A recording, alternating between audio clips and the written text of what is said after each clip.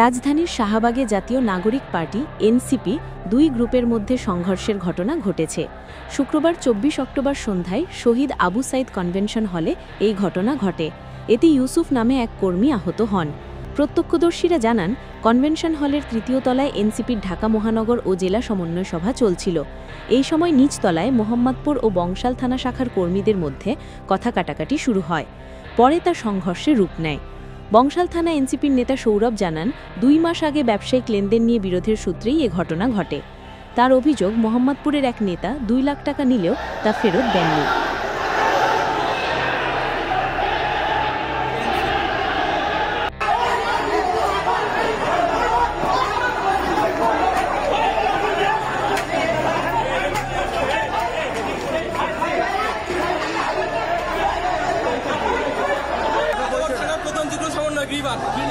বিমানের সন্ত্রাসী নেতৃত্বে ছেলেমেয়েরা আঘাত করছে।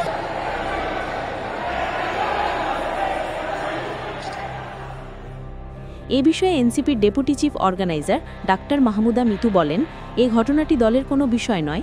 দুজন কর্মীর ব্যক্তিগত লেনদেন নিয়ে ভুল বোঝাবুঝি থেকে এমন পরিস্থিতির সৃষ্টি হয়েছে।